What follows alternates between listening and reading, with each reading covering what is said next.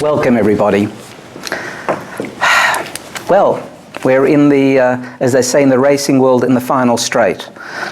Session number 5. We're going to finish off this series at the end of this evening. And then we'll have a surprise for the next occasion. We have now moved to a place where we're talking about love in context of reciprocity. Reciprocity is an interesting idea. The idea being that things are reciprocal to each other like a mirror image. And the concept here that the Alter Rebbe raises in this chapter is that we are very powerful in terms of evoking love from another. So thus far we spoke about the love flow from within, and now we're moving into how we extend ourselves to actually evoke the love in another. The Alter Rebbe mentions a quote from Sefer Mishlei, the book of Proverbs by Solomon, King Shlomo HaMelech. Over and over again, you have it some dozens of times scattered throughout the 5 volumes of Sefer Tanya. And the quote roughly in English is, just as our face is reflected in water, so do we reflect each other. And although it's a proverb and a fine statement, there's something absolutely true about it. If we were to be accurate with the translation is, as a face is reflected in water, so should we, not it happens, but so should we reflect each other's love. Now, the interesting thing is that Mishlei is a work that teaches, so it's telling us aspects also of should and should not. Because it's talking about what is correct and what might not be correct. Hassidism takes this translation and removes the word should and says does. Of course, not to change the translation, but adds a further level of understanding. What's the difference? It's telling us not that that's what should be the case, but that's what is the case.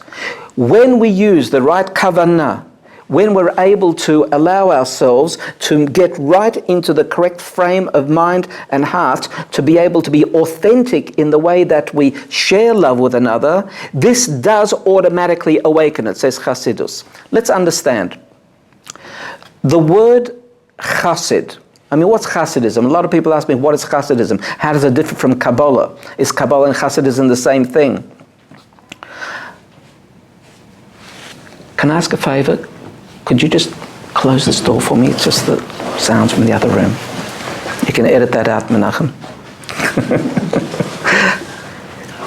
What is a chassid? When Jewish peoplehood were living in great economic and social deprivation in the European period, we're talking from 15th, 16th, 17th, 18th centuries and the like, there was a very great sense of depression. And we're talking about a long period, centuries. Of course, there were periods when there was a golden period earlier on in Spain. Even with Islam, there was a golden period where there was mutuality. With Sufism, there was a golden period as well. But then there were several centuries that were really, really very, very belittling of Jewish peoplehood. And the kind of social depression caused people to feel a lack of hope. They kept authenticity in terms of the Torah. They adhered to it, but with a heavy heart. And you'll find that a lot of the teaching and methodology of teaching of those centuries was highly legalistic. In other words, it was about the shoulds and shouldn'ts and the niceties of the argumentation. It was more in terms of the factuality of the subject matter, almost as an escapism. The Baal Shem Tov introduced a dimension into that same learning which allowed the heart to soar, to lend hope and aspiration. The Baal Shem Tov brought an emotional quality into the act of learning which allowed the people to be lifted up. And then there was another aspect. There was a schism within our Jewish community. There was division. There was a division between the elite, those who could afford to sit and learn, which were the small minority, and the majority who were artisans, people who had to make a living. They were eked out a living, whether they were the middlemen in business, which often we were reduced to, or they had some menial tasks and jobs. And therefore they felt very inadequate. The Baal Shem Tov said two things.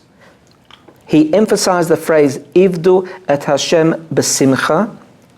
You should serve Hashem with joy, uplift.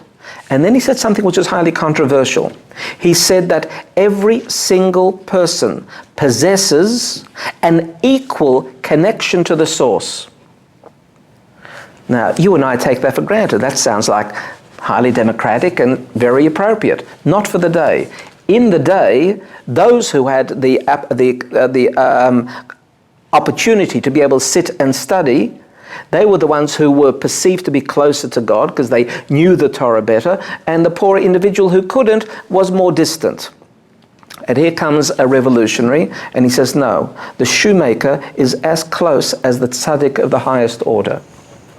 This upset the elite Jewish leadership, and therefore that was one of the reasons that there arose an opposition within the learned quarters, especially within Lithuania. And the opponents became known as the mitnagdim, or misnagdim, as it's colloquially pronounced, the opponents. That unfortunately led to repercussions which were quite unfortunate, which we'll come to and discuss. But there's another dimension of the word Hassidism. What is derived from? The word that we've been studying, chesed. Chesed means the contribution outwardly. The capacity to be able to, there's a sheet on the table, Chaim. Sorry. That's fine. The capacity to be able to share of oneself beyond the letter of the law, Mishuras Hadin. And that's what Hassidim were known for. You don't just do the minimum required to conform, but you go beyond the letter of the law and do it in a much more magnanimous manner. So if you do a mitzvah, you don't just do the mitzvah at the minimalist level, which means I do it and now I feel good I've done it, but you actually emotionally involve yourself so you adorn the mitzvah. Many examples of that. I mean, I could give tzedakah, I can give charity, and I could say to myself, well, I'll give $5 to this person who's knocking at the door. But then I say to myself, I'm a chassid. Okay, if I give everyone $5, maybe I won't have enough $5, but nevertheless, I'm going to give $10 because I want to make the mitzvah that much more beautiful. That's just a simplistic example. Buying a pair of tefillin. You can buy a pair of tefillin for $500-600 and it's completely kosher, and you can buy tefillin for $1,500 and more because the scribe is a more senior scribe who takes more care and beautifies the inside of it in a much more adorning manner.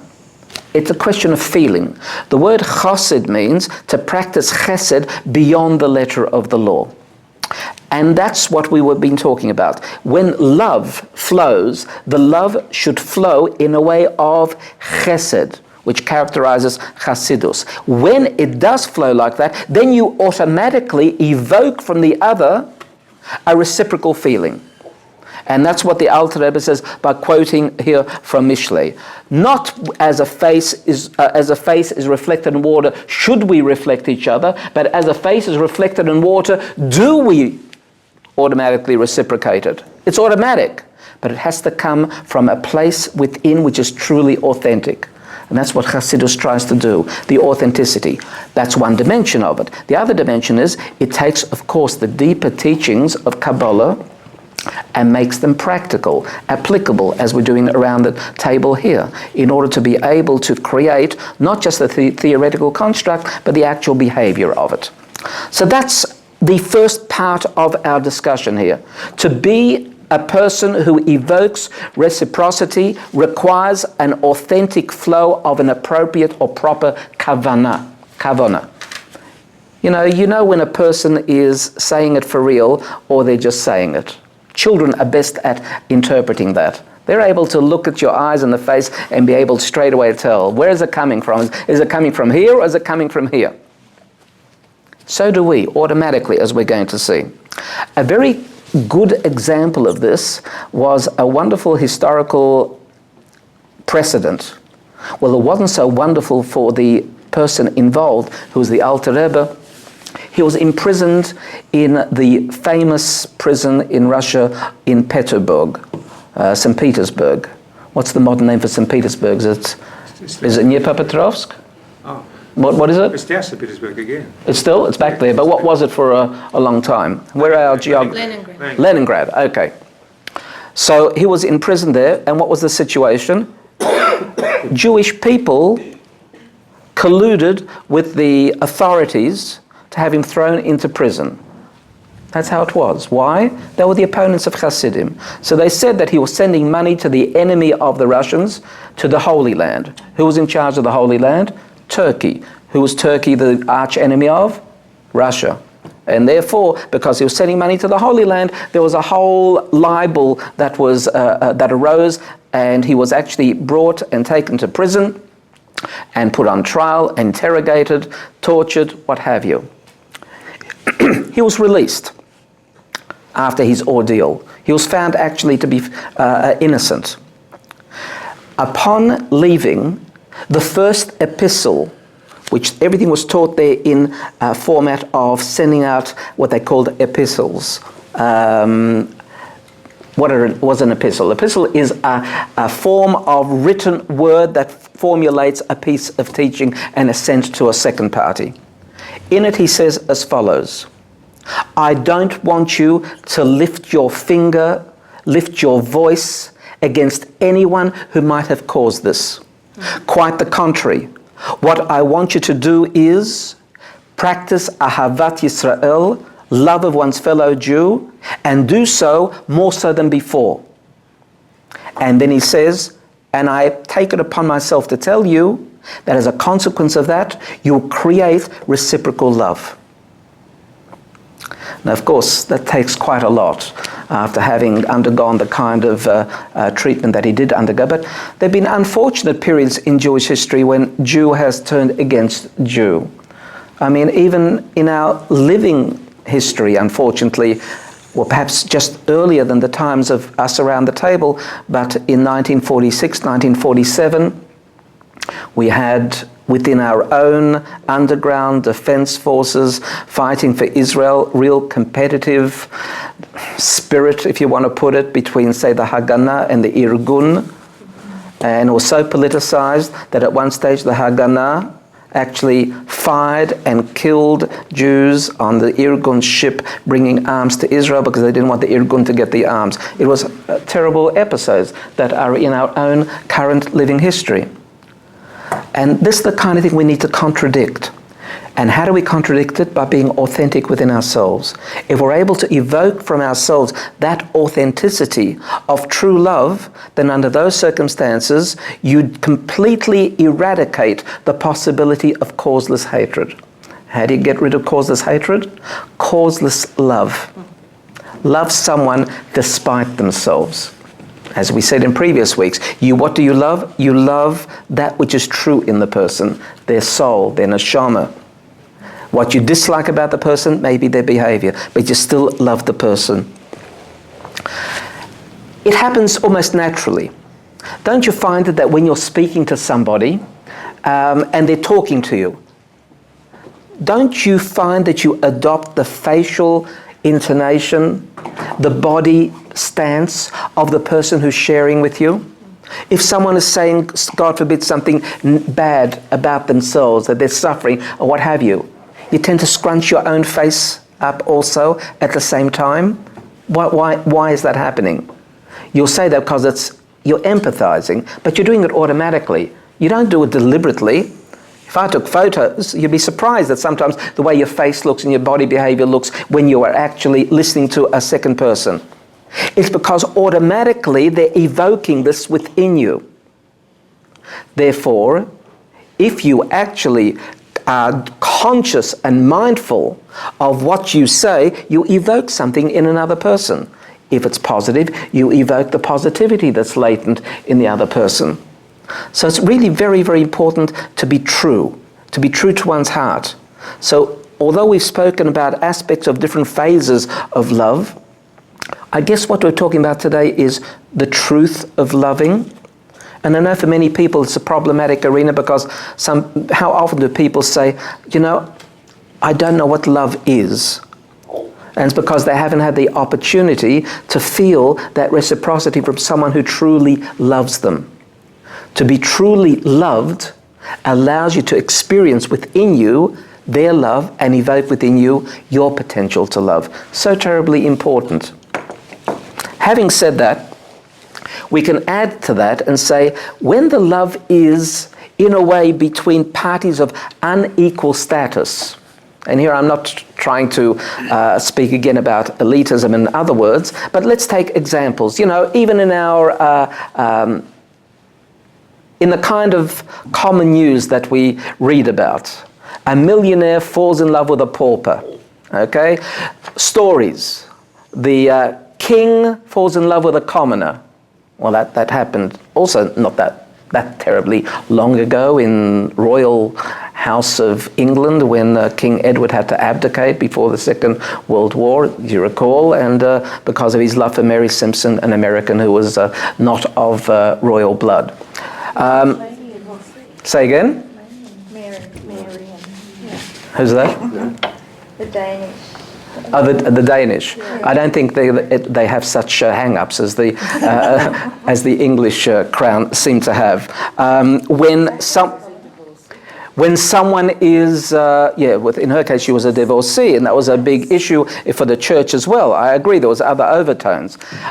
When someone who's extremely bright falls in love with someone who's considered relatively simple. I'm not sure if she was, but Marilyn Monroe was married to the great playwright Arthur Miller. Okay, someone said Arthur Miller and the dumb blonde.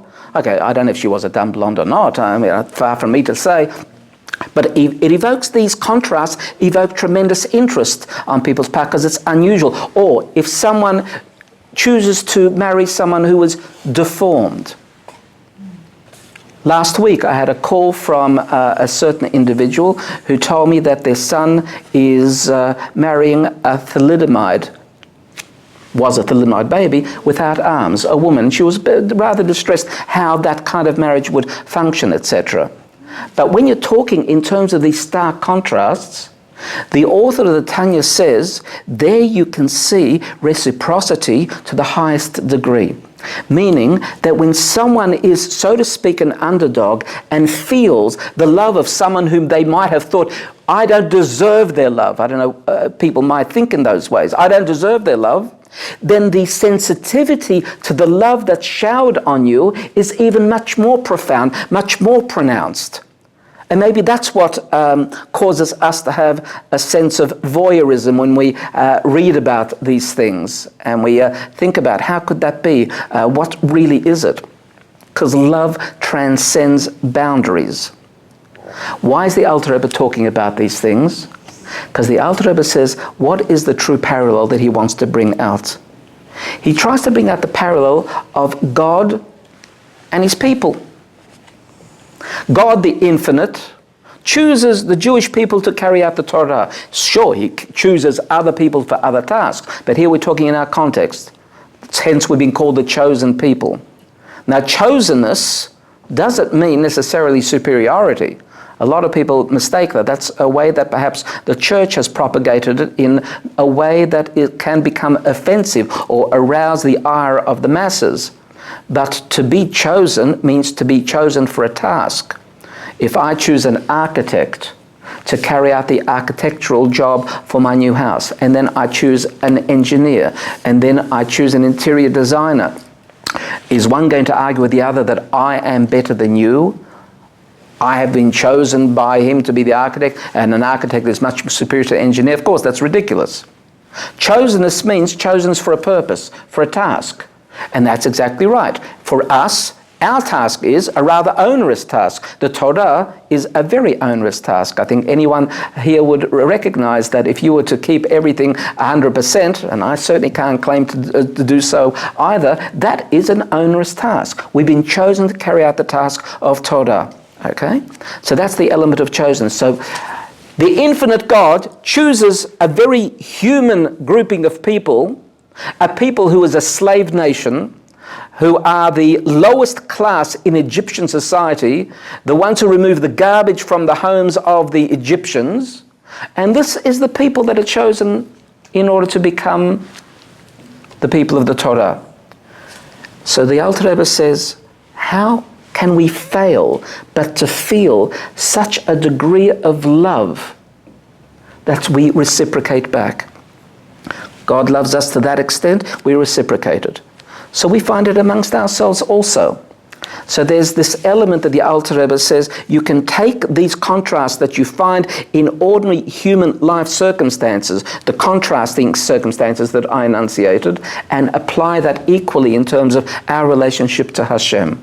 And when we dwell on that, when we consider that, when we think, me, the me human, mortal human being, and I have entered into a relationship with the infinite which is personal, then how can I not but reciprocate that love? That's the way the Alter Rebbe explains the use of these parallels. Then there's another notion which also relates to this idea of reciprocity, and that is soulmates or soul brotherhood. How often do I find people asking the question, how will I find my soulmate? Or is that person my soulmate? Well, the truth of the matter is that there's no literal truth to the meaning soulmate. It's a nice turn of phrase. But the idea that even the way that the Torah sometimes puts it, that when two people marry, it's two halves of a soul coming together. But that's still a prose-like allegorical way of speaking of the closeness. But when we talk about soul brotherhood and soul mateship, what we're really talking about is the fact that there is that reciprocity. And that's what we mean by that term. Because when a person, if two people enter into a pact, right? Everyone studied Huckleberry Finn at some stage, or Tom Sawyer at some stage in literature, in school and the like, and they then decide they'll prick their blood of their finger and they'll put their fingers together, and now they've become soul brothers for life as a result of the mixing of the blood, right? Okay. Then you go out of your way for the next person. There's a relationship there that's so reciprocal that you almost are able to read the other one's mind and heart. That's what real soul mateship is all about. We express that in a way every time we make a bracha, every time we make a blessing. What's the formula for many blessings? It goes on and says, Asher kiddushanu b'mitzvotav, Asher kiddushanu b'mitzvotav. Translation. Look at the English, the Old English, who sanctified us with his commandments. Haven't got the faintest idea what that means, do you? So let's analyze it in its literal way. Kiddushanu, what's the word kiddushanu? It comes from the word kadosh. What does the word kadosh mean? Holy. But again, the word holy is a very antiquated old word. I'm not quite sure. However, in literal Hebrew, it also means separate. Separate, something other than me. Kiddushanu. So what did Hashem do? Why do we say this formula, which Hashem made us separate? Doesn't make any sense when we say that. And yet, it makes all the sense in the world, because what it means is also something more profound.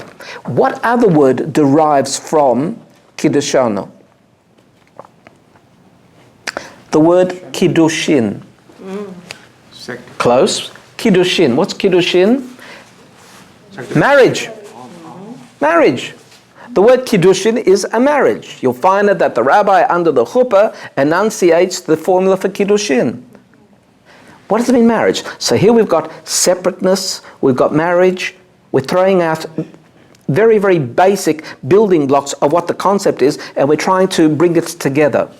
What's the notion of kiddushin and marriage? How does this apply in terms of reciprocity? That's obvious. When you actually create a state of kiddushin, you create the public statement as well as the private legitimacy of true reciprocity. That can only happen from a state of separateness. We say that, as I said to you last week, each person maintains their distinctive individuality in a relationship. And that distinctive individuality, the differentness, the separateness, is the prerequisite to love. You can only have reciprocity when there's differentness. When it's sameness, it's unity. It's not reciprocity.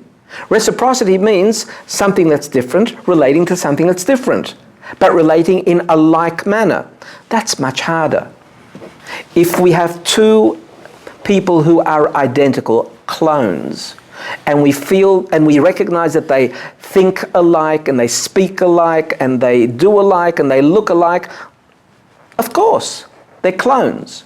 Let's take one step removed from that. Twins, identical twins. Identical twins looking alike, behaving alike, thinking alike, understandable. What is less understandable is when two people, each from completely different life circumstances, raised in different households, come together and spend a lifetime each evoking the love from the other, notwithstanding that they're two quite different parties. Now that's something. And that's what we're saying. Kiddushin, from a state of separateness, we have that sense of soul mateship. And that's why the word kadosh becomes the antiquated holy. What does holy mean? Holy means separate. It's something removed from the ordinary. And this is removed from the ordinary every single day when two people live together and try to allow each other's lives to be enhanced through that process of living together. What they're doing is expressing the word kiddushanu, which is absolutely the translation that we said earlier. Then there's another factor of reciprocity, and it works like this. We've all experienced love.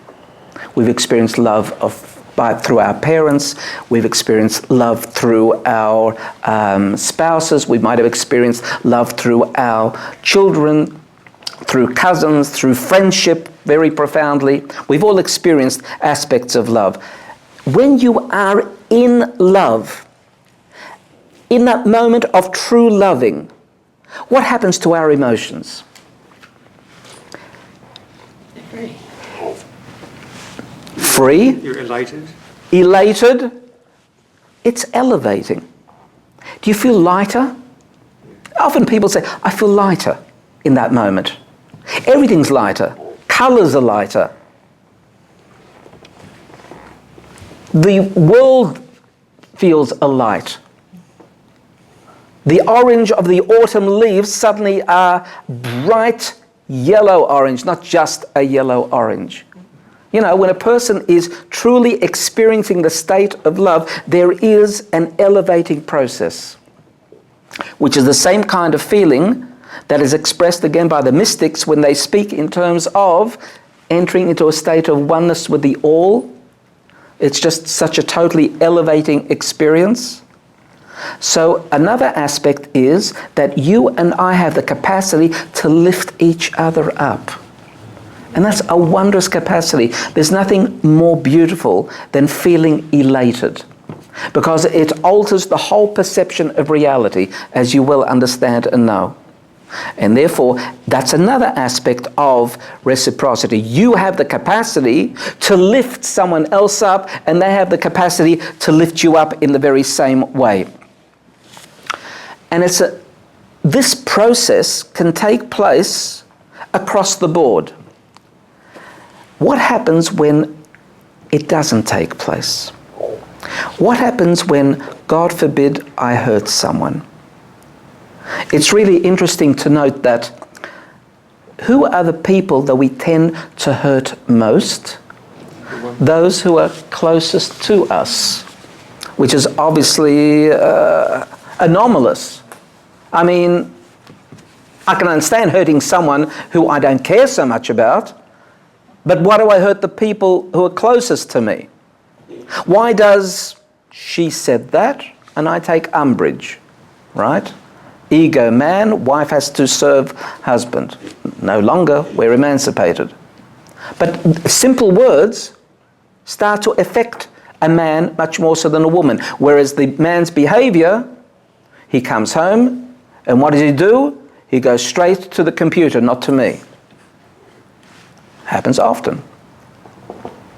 What's going on? Why is there a greater sense of aggrievement under those circumstances?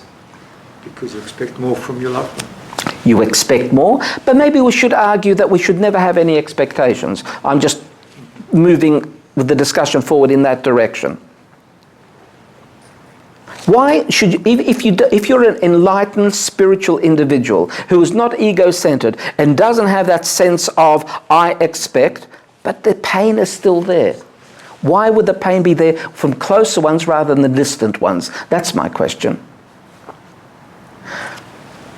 When a person is close to us and we love that person, the slightest departure from the norm registers much more loudly. If someone else would say that, I don't care. She said that, oh, I care. Because when you are in this beautiful tension of love from a position of differentness, the proximity and the closeness evokes reciprocity so powerfully that the slightest departure from what would be considered the norm of loving hurts much more. Of course we're hurt much more by those that we are closer in love with.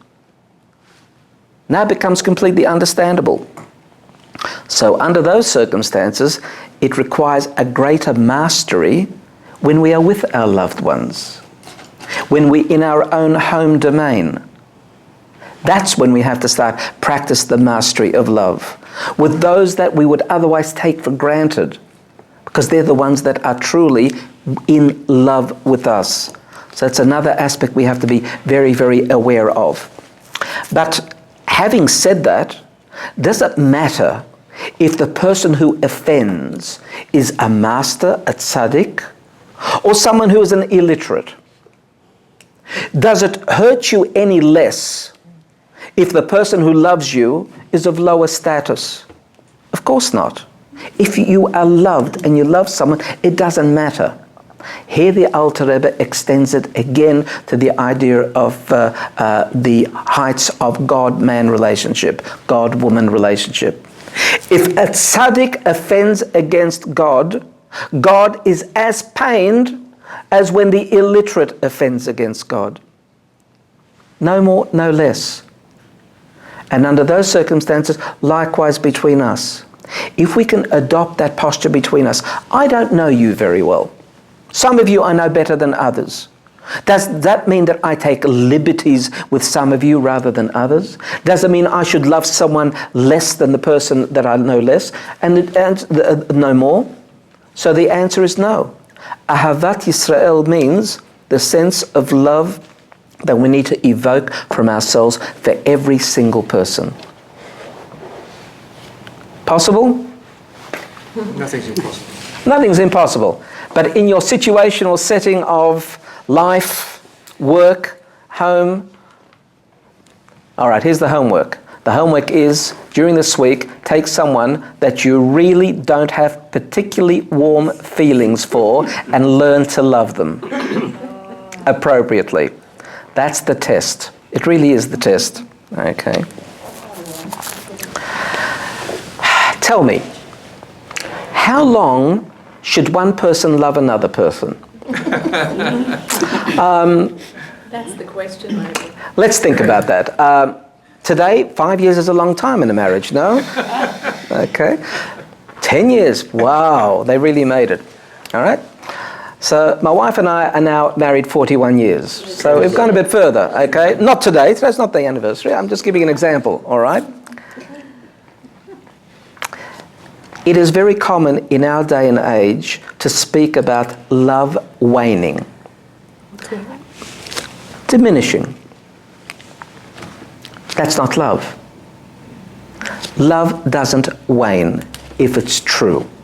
Sure, you can be hurt to that extent, and that's why you are hurt, because the love is strong. You can only be hurt when love is strong, but you can feel the pain so much that you don't want to continue in the relationship. That I understand. But if you play your cards right, the love doesn't wane. It doesn't wane after 2 years, after 5 years, after 7 years.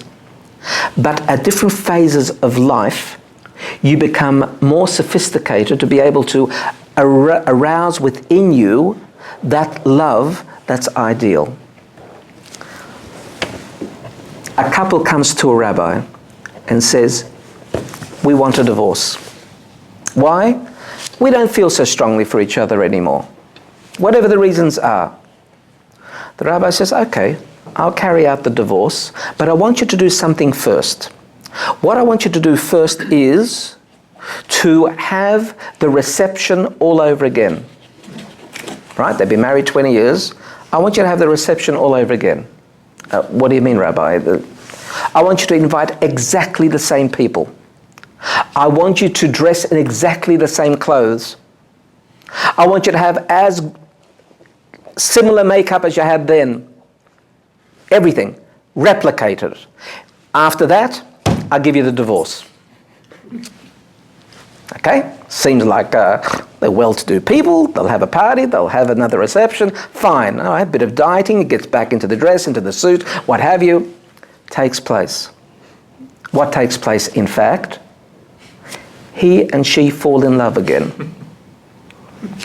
There was a moment of truth back then. They forgot. They forgot something that was true within them. And if you're able to set up the same setting when the height of the loving experience took place, then you can reawaken it if it's true. And therefore, we have to remember constantly what it is that we are loving. Two people that truly love each other should every day consider, contemplate, think deeply about the quality and nature of their love. And then it evokes again and evokes it in the other, and it becomes cyclic and it continues onwards. We forget about that. We forget to think about the next person. We forget to contemplate the beauty of the next person. We don't allow ourselves that time of the day. We're too busy, and the most important things in life escape us and pass us by for the most frivolous of reasons. Work, income, hobby, whatever it might be the case. Very, very important. How does the Alter Rebbe relate that back? He says, let's think of another moment when this took place. Well, there was a marriage that took place between the Jewish people and God, right? It was the marriage at Har Sinai. That was considered a marriage. We were the bride and God was the bridegroom. What are we told to remember on a daily basis? Exodus. Every day we're told we have to remember the Yetzias Mitzrayim, the Exodus. Why? Because the Exodus from Egypt was the process of the bridegroom and the bride being led to the chuppah. It was a lengthy journey, but there was a red carpet, it was made out of sand, it was a different color, and we had some trials and tribulations, we lost our way a few times, etc. It was a rather circuitous journey and what have you. Nevertheless, that's what it is. And every day we have to remember, we have to relive the chuppah. And that we do in the Shema. In the Shema, there's always the phraseology about remembering the time when we left Mitzrayim. Because there we allow ourselves, if you contemplate deeply the whole process of Yetzias Mitzrayim, the Exodus, through to the betrothal and the Kiddushin at Har Sinai, then you're doing exactly what the rabbi asked that couple before their request of divorce would be effected. And that's what we need to do. Do we think enough about our loved ones? Do we relive that moment sufficiently in order to allow that to take place? Question? Yes. So is there a difference between falling in love and choosing to be in love with someone? Well, in English there is it's a very unfortunate turn of phrase, isn't it? Mm-hmm. To fall in love, like it's a bad mistake, I fell.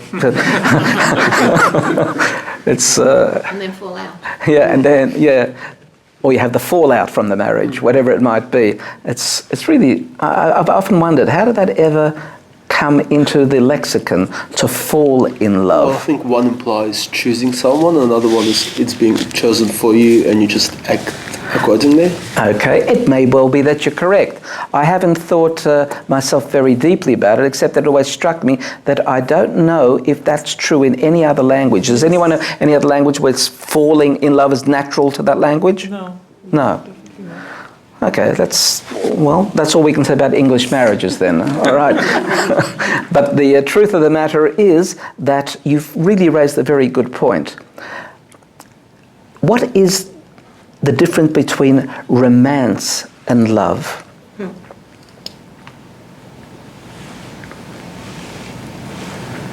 Is romance an aspect of love? Is love an ingredient in romance? How do the two interrelate? You don't find the word romance in Hebrew, by the way. I couldn't find it. Someone can correct me.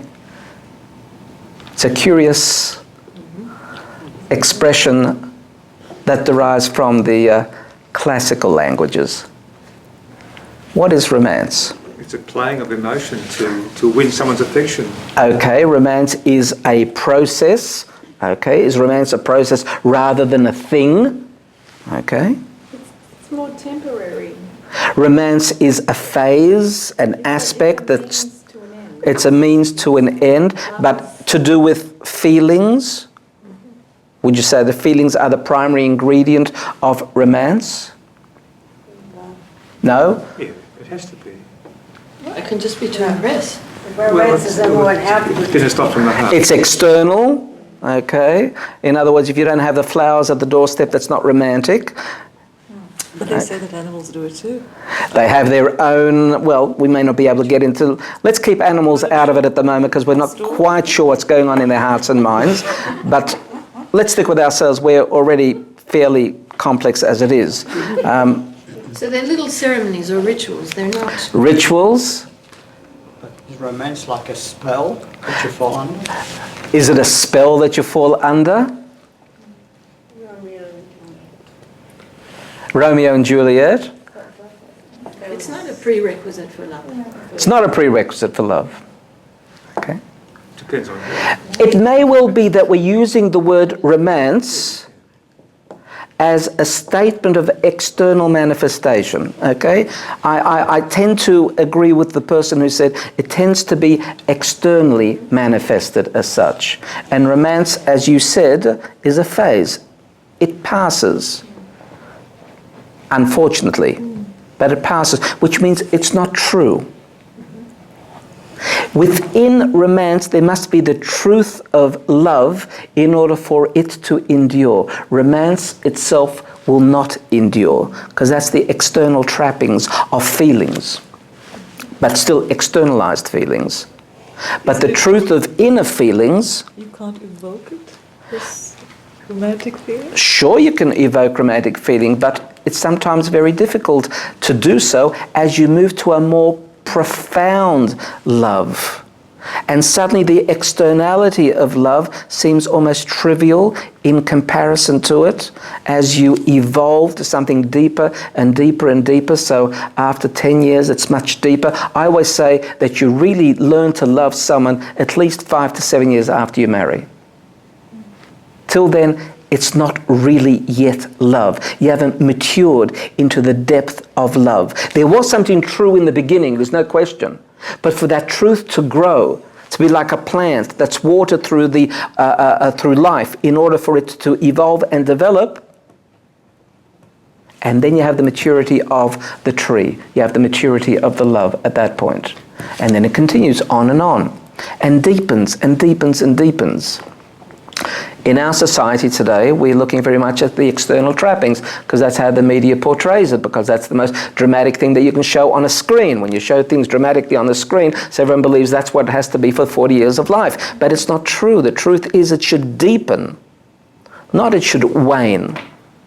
And that's a very important feature of it. Likewise, our relationship with the all, with Hashem, with creation. As we grow, our relationship of love must continuously deepen. We can say that Exodus was romance. It was dramatic. There was all sorts of external trappings. We had all these wonderful miracles occurring, 10 of them, and all the wondrousness that lifted us up and elated us, and we're at our height at Har Sinai. And then came the hard work of maintenance, the Yitzchak aspect that we spoke last time. The capacity to be able to mature in our loving repose. But let's go back to the beginning, what we're trying to say here, that we are powerful. So you know what? I often tell people to look at themselves in the mirror and speak to themselves. You know how few of us actually ever observe our facial features as we speak? And sometimes I tell people to choose 7 different subjects to speak 7 days of the week. And sometimes it might be a hurtful subject, sometimes it'll be a beautiful subject, sometimes it may be something quite other. And when you see your body language, when you see yourself talking about it, then you start recognizing it in others. And as you recognize in others, it doesn't become just an automatic, symbiotic relationship of my behavior mimics the other one, but you begin to understand in depth what's taking place, and what happens from you isn't just external mimicking of behavior automatically, but it comes something much more profound, something much more real. And that's the message that I want to convey to you. Each one of us has the capacity to evoke the love of our loved ones, and those that are not so loved. And I really do want you to walk away from this series, not just understanding the different aspects of love that the Alter Rebbe is sharing with us, but our capacity to allow that to become part of the reality of the world. Here we are, 20, 30 people around a table. If 20, 30 people as a base go out there and start practicing it, it goes in geometric progression and radiates outwards and outwards.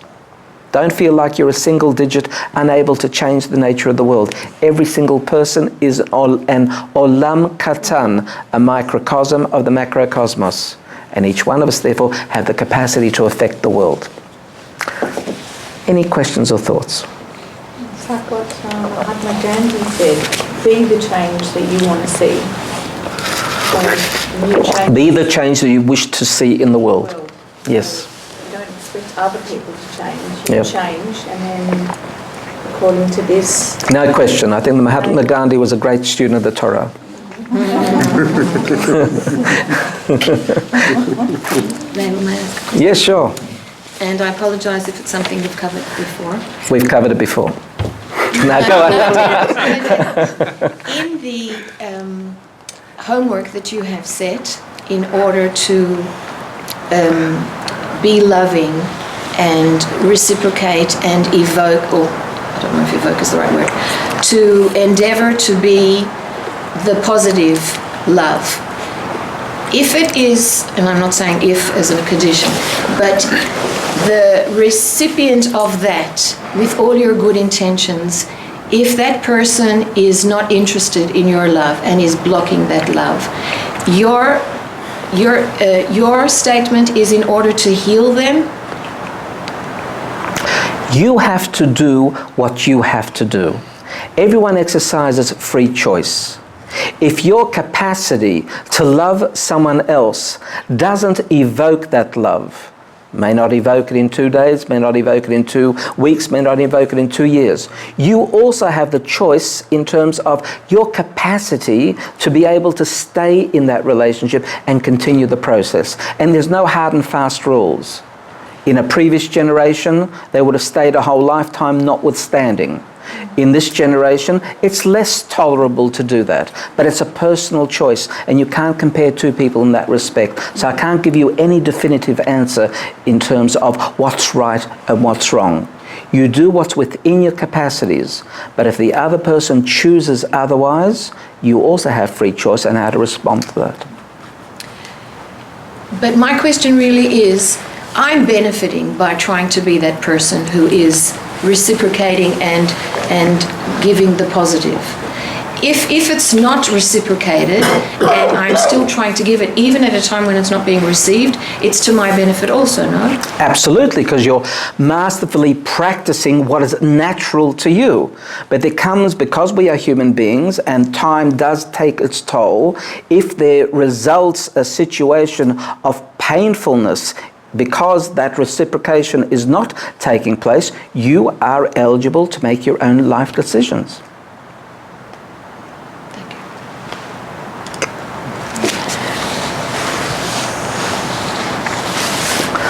Well, I certainly hope that our 5 sessions have been useful. I can tell you, for me, it was extremely useful. The Lubavitcher Rebbe once told me in a private audience, I may have shared this before, but he said that when I told him that I was having difficulty accumulating sufficient knowledge to be a teacher, so he said to me, if you teach something, if you study something in order to teach it, then you will learn it 1,000 times as much. And then the Rebbe added, and this is not an exaggeration. Literally, it wasn't a turn of phrase. And I found that in my life, when I'm preparing to share something with you people, a class, I find that I internalize it so profoundly, I start to recognize things I never saw in my life. It's absolutely, so I really have to thank you for that, giving me that opportunity. And then there's one last thing I'd like to mention, just on that, what I just said. You know, if you ever walk into a yeshiva, a traditional yeshiva, whether it's in Australia or in Israel, what is the first thing you're struck by? People studying together. Noise. The noise of the learning is amazing. Everyone here should step into the Yeshiva Gedola, the rabbinical, well, it's not the rabbinical college, but the high yeshiva here in off Alexander Avenue, yes, just to poke their face in and hear the noise. It's deafening. They're talking at the top of their lungs in terms of the learning. You'd even think that they're ready to hit each other. It's not. And here's the secret. The more that you extend yourself in terms of the learning, the more and more profoundly deeper you take it in. When you enunciate something, you're stretching your neshama further out than when you're thinking something. When you're raising your voice, you're using more energy. That means you're drawing from a deeper source within. You're stretching your neshama further out. And therefore, the reciprocation takes place. You internalize it much more. And that's why talking the learning is such an important feature historically in our tradition. So here I am doing all the talking, and therefore I'm hoping I'm picking something up along the way. Anyway, I thank you for the opportunity. Thank you.